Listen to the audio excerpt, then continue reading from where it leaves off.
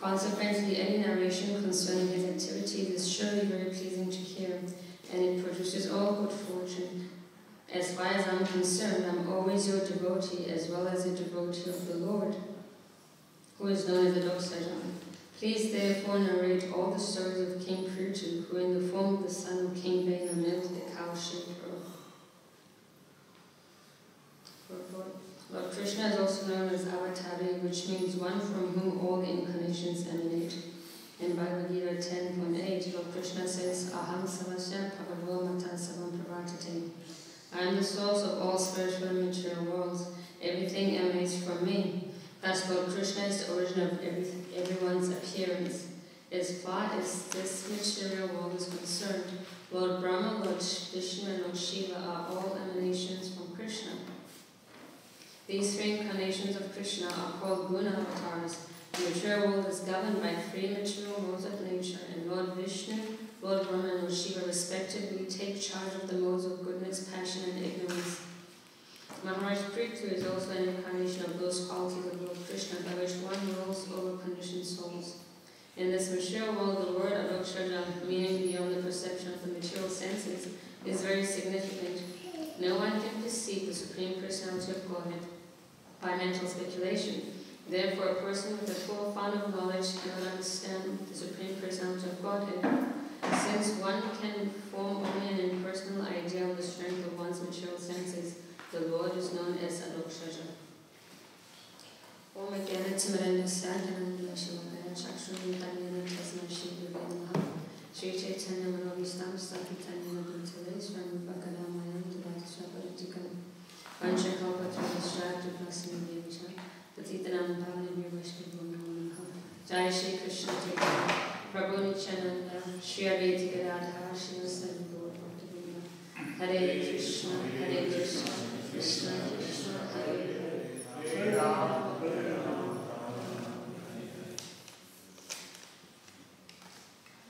Hare Krishna. No, it's okay. I'll figure it out. Hare Krishna. So, somehow my nose manifested legs and they ran off. So, we'll highly depend on Krishna. So, Hare Krishna. This chapter entitled Maharaj Prithu becomes angry at the earth. And if we look back at the previous text, we can understand why Mother Earth had been withdrawing and not giving forth plenty of bounty due to the previous actions of King Vena, who happens to be Prithu Maharaj's father.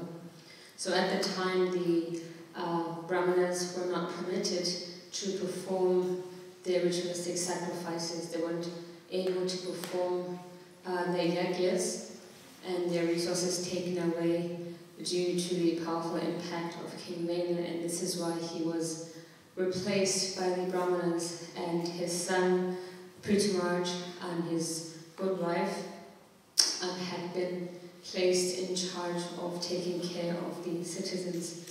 So, as we know, in a personalized philosophy, there is personality even behind the existence of the material world.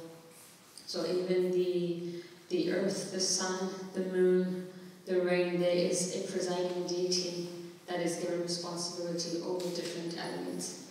And because of that, certain sacrifices have to be performed to show respect, homage, and to receive blessings, to be able to have this reciprocal relationship between the conditioned souls, the powerful devotees, and the Supreme Personality of Godhead. And because this was lacking, so Mother Earth withdrew her resources, and hence there was an over-accumulation of rogues and thieves and a lack of care for these citizens, both materially and spiritually. So the state of affairs was pretty much what we see in the modern day. There are leaders who are not looking out for the interest of all citizens. Maybe 1% benefit immensely, while the rest of the population, which includes animals, all species of life actually, considered praja, or citizens. Oftentimes when I drive over the bridge, I see trucks carrying different types of livestock. And it's not because, they're giving them greener pastures, it is for other reasons that these animals are being transported. Everything from sheep and cattle, of course, pigs, sometimes chicken. So this is not for their benefit, unfortunately, and this is going on a large scale. So this is an unfortunate affair, which begins with the top, and once the head of society actually has no regard for all citizens, that type of thinking and mentality trickles down to the common citizens, because whatever actions they perform, common people will follow their activities, as Krishna is mentioned in Bhagavad Gita as well, with the verse beginning that whatever activities these great leaders perform, common people will follow suit, thinking it is the right thing to do. And that is why Srila Prabhupada in his purports, especially the Vedic texts themselves, speak of how actually the Brahmanical class are the head of society. They were the ones actually in charge, because they're the ones giving good governance and advice to the monarchs or the kings and the rulers on how to best take care of their citizens. We can see that nowadays we might not have kings, but we have prime ministers or presidents, and they're members of the clergy, we could say, the prime ministers, your politicians, who are supposed to be advising their leaders on how best to take care of their citizens, whether it is financially, providing education, providing the basics, the eating, how people live, etc. So that's also going on in modern times, but we can see just how difficult it is to satisfy everybody when the people at the top are not so neutral and are not so knowledgeable about taking care of all the citizens. So in this verse, who is speaking? It is Maitreya and Madhura, I think, this particular verse. And this purport opens up by quoting the verse 10.8 in the Bhagavad Gita. And in 10.8, Krishna is establishing how he's the source of all things material and spiritual. Aham savasya prabhava matasavam prabhatate iti madhva prajantima buddha bhavasamantitaha. I am the source of all spiritual and material worlds. Everything emanates from me. The wise who perfectly know this engage in my devotional service and worship me with all their hearts. So in the purport, Prabhupada speaks about how Krishna is the source of everything, including the demigods. He gives verses or quotes from the different Upanishads, from the Narayana Upanishads, from the Maha Upanishads, from the Moksha Dharma, that explains how even the demigods, Lord Shiva, Lord Brahma, they are born from Narayana. The son of Devaki, Krishna, the Supreme Personality of Godhead. And then it is also said, Eko Vaya Narayan Asina Brahmani Sanunnapo Nagni Soma Neme Dhyava Prithvi Nanakshatrani Nasurya. In the beginning of creation, there was only the Supreme Personality, Narayan. There was no Brahma, no Shiva, no water, no fire, no moon, no heaven and earth, no stars in the sky, no sun. So it makes a strong point about Lord Narayan being the creator, the primary creator of everything, the origin of everything, and how these different devotees that have come into being, whether it's Lord Shiva, Lord Brahma, the Vasus, or the Adityas, or the sages, they are all coming from the Supreme Personality of Godhead.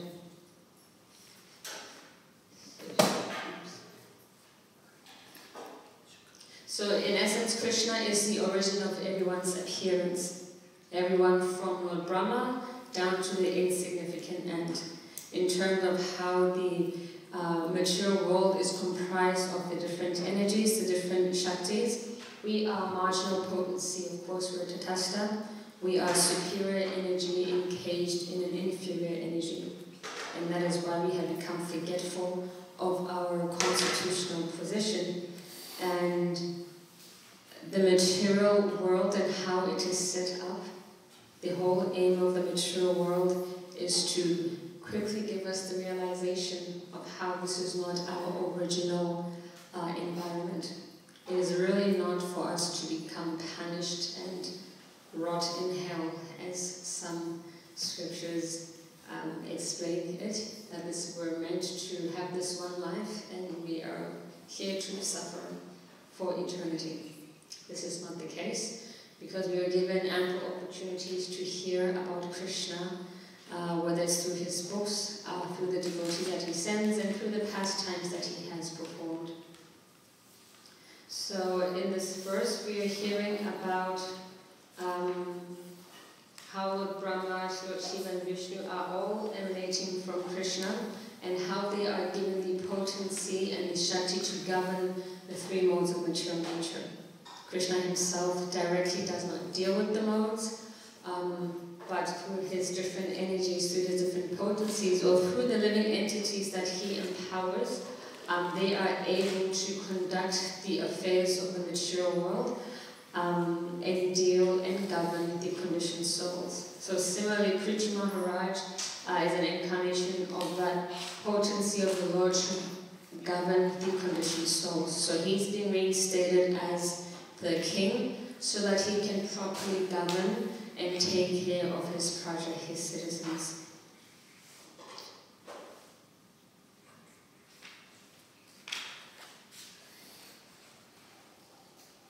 So the main difference, of course, although Prithu Maharaj is in one of the purports later on, we will hear how Prithu Maharaj is a Shakti Avesh incarnation of Lord. He is being given special potencies and encouraged by the Supreme Lord to perform this service, yet he does not forget that he is a servant of the Lord. He himself takes shelter of Sanat Kumar as a spiritual master and gets guidance on how to rule the citizens. So he accepts a guru and he sees himself as a servant. He doesn't just see himself as an empowered incarnation. He never forgets that I'm also a servant of the Lord. No matter how great or no matter how many opulences he has or how much Shakti he has, still the fact remains, and he tries to live by that. He is a servant of the Lord. And I find that to be a contrast between the modern day gods, so to speak. Oftentimes they do not see themselves as servants of God. They see themselves as God, and therefore they do not need to submit to anyone. So I thought it was quite interesting. Here we have Prithu Maharaj, who is decorated with so many virtuous qualities, but always reminds himself that he is a servant of the Lord. No matter how powerful he may become, still that realization stays with him. And this is why later on we will hear the story of how Lord Indra got a little bit intimidated as Maharaj Prithu was about to perform the Ashram Yagya. He was worried that this personality seems to be powerful and hence he's able to perform this yagya, and that is why he will try to steal one horse. So this is how powerful Prithu Maharaj was, and his power is always coming from the Supreme Lord. Even Lord Shiva, Lord Brahma, Vishnu, they have their origins as well. And the different aspects of the Vedic texts, whether it is your Upanishads, Śrīmad Bhāgavatam, different history books explain how Krishna is the source of all these demigods.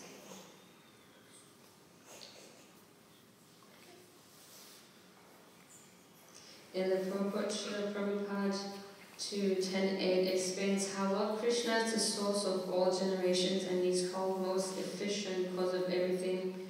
He says, because everything is born of me, I am the original source of everything. Everything is under me, no one is above me.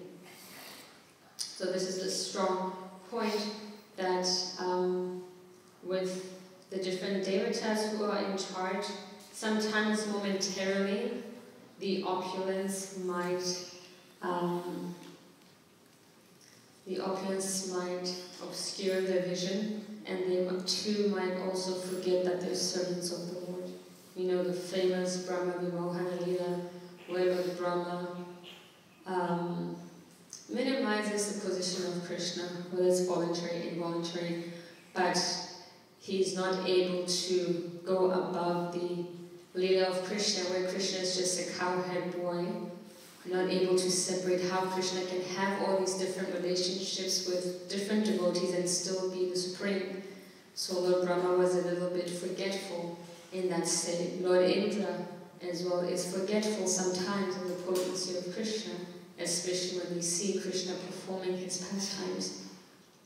the tattva kind of becomes blurred. They just look at Krishna's rasas and think, how is it possible that a cowhead boy holding yogurt in his left hand with some chipped rice is the supreme, is above me. So Krishna's rasas sometimes are misunderstood, and the tattva aspect is a bit obscured or blurred. So it's always important for us as well that we understand the supremacy of Krishna, that we also have some awe and reverential understanding of God Almighty. And that's why we have, even in different religions, we have this majesty about the Supreme Personality. It's all-powerful, omnipresent, omnipotent, so that we become respectful. We do not take this personality cheaply. If we just think he's lying down by the banks of the river Yamuna playing with his friends, you might think this is not God. It's just silly stories or folklore at best. But when we understand the majesty, simultaneously the sweetness of the relationships with different devotees, then everything can be put into perspective. Another point that I thought was worth mentioning is that previously we read about the 4 bona fide sampradayas. The sampradaya coming from Lord Brahma, from Lakshmi, from Lord Shiva, and from the 4 Kumaras. And how it is important that one who's on the path take shelter of a school of thought that is bona fide, that has lineage, that is not just made up overnight. And in one of the purpose, Prabhupada explains that even though one might chant mantras, they will not be able to be as potent as they are in this Kali Yuga if they do not come in a bona fide sampradaya. And we see this quite often. So many people I meet are chanting Gayatri mantra, they're chanting so many mantras they get from this guru or that Swami or this God. But you can see the potency of the mantra has not aroused a desire to adhere to a certain lifestyle of hearing and chanting about the Supreme Being. There has not been a change, an internal change to arouse them to live according to what the mantras they give them tell them to do. So the practice and the lifestyle do not go hand in hand. And there's so many cheating and bogus institutions out there. It's important for us to know that there are bona fide sampradayas. We are coming from the line of Lord Brahma, but there are other sampradayas from Lakshmi, the 4 Kumaras, and Lord Shiva, and they should be respected as long as you adhere to the proper practice. We're not here to criticize people, but we must also know that there are other sampradayas out there, upper sampradayas that are not bona fide, that are manufactured to cheat people. It's a huge business. Even back home, there are so many churches, so many, we call them New Age churches. They just pitch up a huge tent, a marquee, and the priests, they come out in the finest clothing, and they have their own personal jets, they have an entourage, and they're preaching, it's very universal principles, happiness, love, respect God, all the things that are very basic.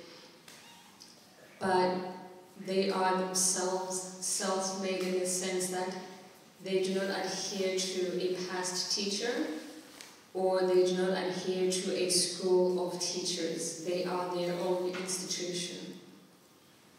And they amass great wealth, much to the dismay of many citizens, and a lot of cheating, propagation going on. And some of them is, you'd be shocked that people do attend these places, and they are heavily influenced by these cheating institutions. Right, so many people go there.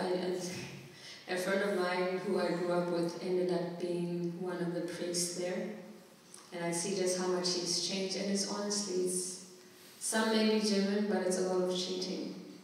Right, you line up, you get a blessing, and the kind of blessings you get, it's very strange. you can get a slap, and then you fall down and you're filled with the Holy Ghost. Or they take off their jackets and they wave it around and everyone falls back and they've been hit with the Holy Ghost. Like from the back it looks very strange. Right? It's not like they're waving, they have some holy water sprinkling. It's just strange. Whereas I look back at our practices here of dancing and chanting, we're chanting for Krishna, we're dancing for Krishna's pleasure. We sit and hear about Krishna, and it is based on age-old philosophy. It's not something that is manufactured, it's something that there is a science behind it. So when we read the back of Bhagavad Gita, people who have gotten in touch with Bhagavad Gita, they say, this is Ralph Waldo Emerson, one of the great people who ever ruled the United States of America. I owe a magnificent day to the Bhagavad Gita. It was the first of books. It was as if an empire spoke to us, nothing small or unworthy, but large, serene, consistent, the voice of an old intelligence, which in another age and climate had pondered and thus disposed of the same questions with which exercise us. So the Bhagavad Gita, books like Śrīmad Bhāgavatam, they're not books that just sprung up today or 100 years ago. The Bhagavad Gita, as Krishna explains, he spoke it to the sun god, and it was spoken to the sun, who has spoken it to, you can trace the lineage back. So it didn't erupt over time, and we're very fortunate that we're hearing about personalities like Prithu Maharaj, who is empowered by the Lord to govern the citizens who are conditioned souls. Just like the guna avatars are governing the material world in place of the Supreme Personality of God. Krishna is not directly affected by matter, so he empowers living entities to govern the material world, which is meant for conditioned souls to redeem themselves and remember their relationship with Krishna. So it is a tough service, and similarly Prithu Maharaj is given that same service to govern the conditioned souls so that they make material and spiritual advancement.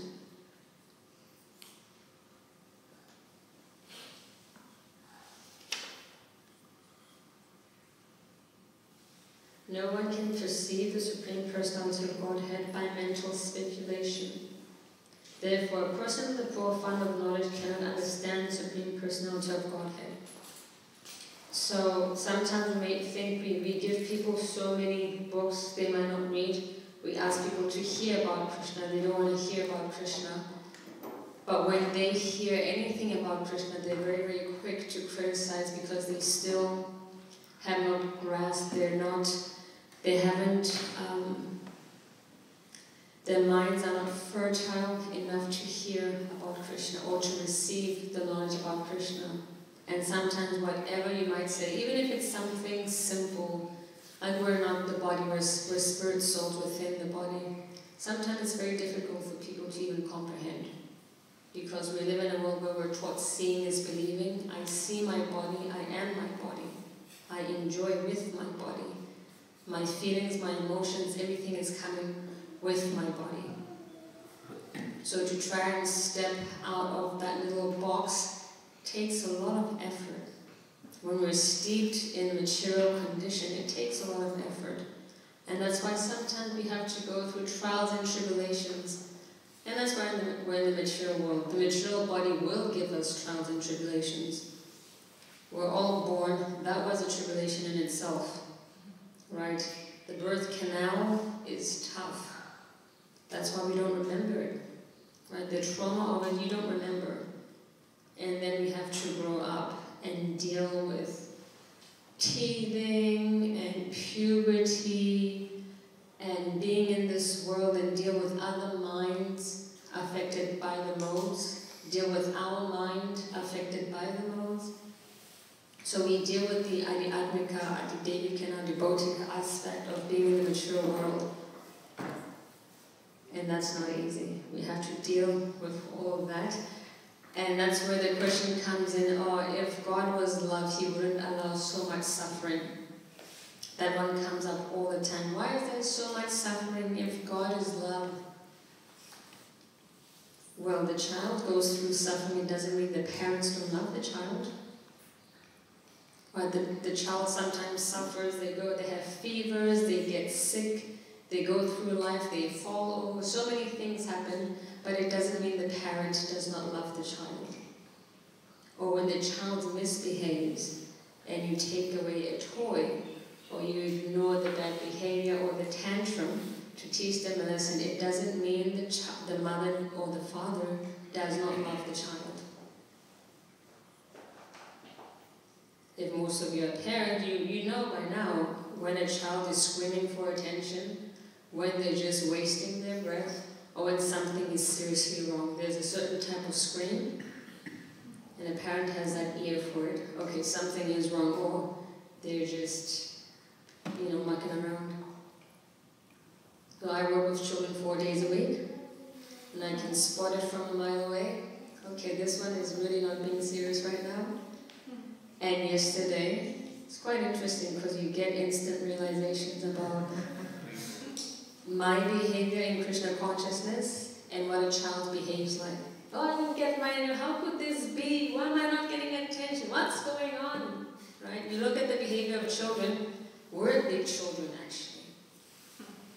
We're big children. They just say it like it is. We like to hide it and sugarcoat it and intellectualize our struggles, but it's the same thing. Right? So a child was just throwing this tantrum, trying to get attention when they've done something wrong. And there was a psychologist who's helping this child with dealing with their emotions. So the psychologist told us, just leave him, do not give him attention. He needs to learn to come to his senses. So he screamed, and we kept looking at each other like, what's going on? Like, we can't handle it anymore. And eventually he stopped. After 5 minutes he stopped. He came and apologized and joined everybody else.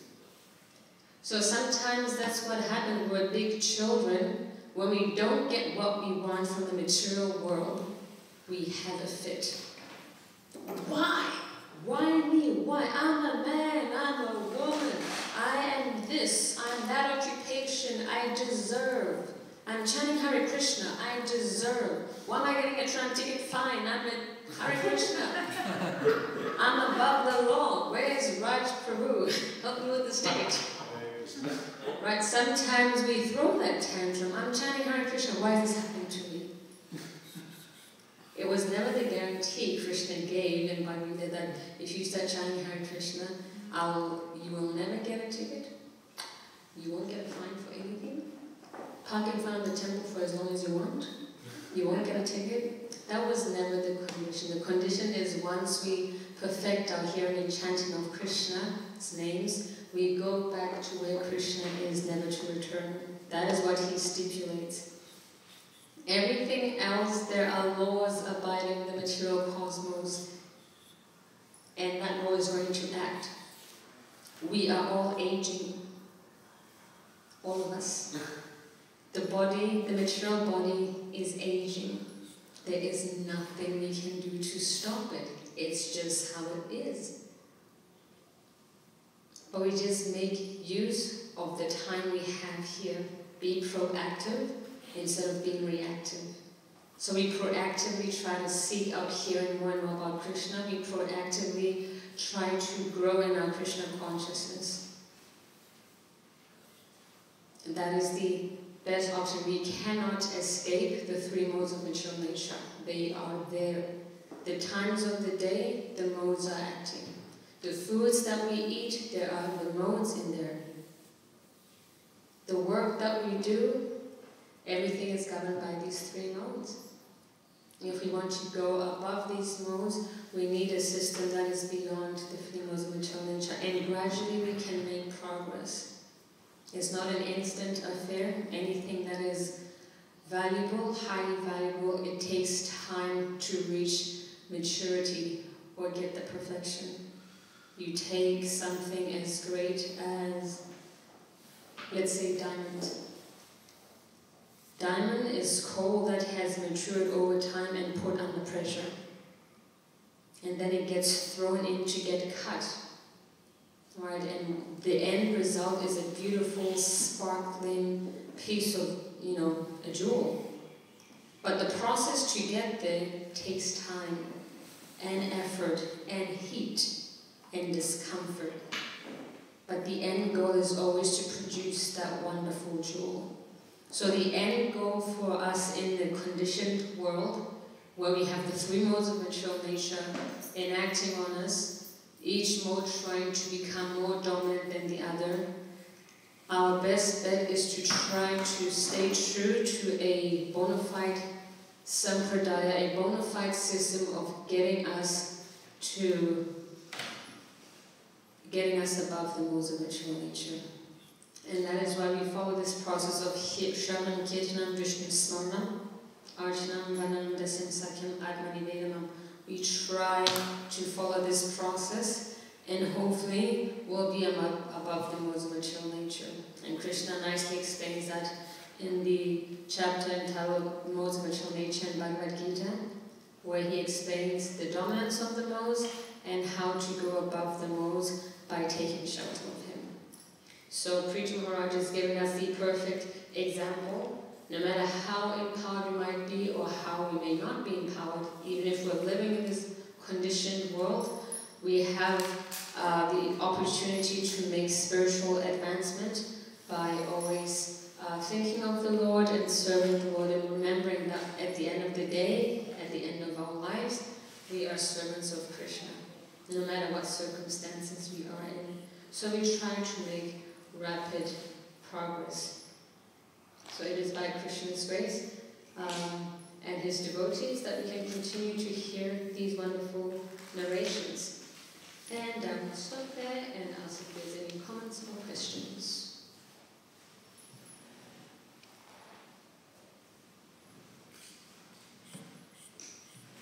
Yes, Prabhu. It's a comment about last week. It was the awakening at the Marble Stadium. The awakening. What was that? It was a born-again Christian conference for 3 days. Hundreds of thousands of people have gathered there. Oh, from interstate, right? Yes. Yep. There were like 10 speakers came all over the world. And Nick Vujicic is the guy with no limbs. Oh, yeah, yes. Yeah, he was there. So the reason I'm saying because I was working all 3 days, and we were coming across trains full of young people, late night going home, and they were offering us tickets, free passes to go to the awakening of Free passes? Free passes, yeah. They paid $20, each person went to the stadium, but they have been given free passes, so they had filled up half the stadium with all youngsters, and 6 to 8 hours sessions there. So 2 speakers, and they will do awakening, they will do purification, baptism, they will do deliverance. That was one of them. Because I was asking a few other mates who work with me who are born-again Christians.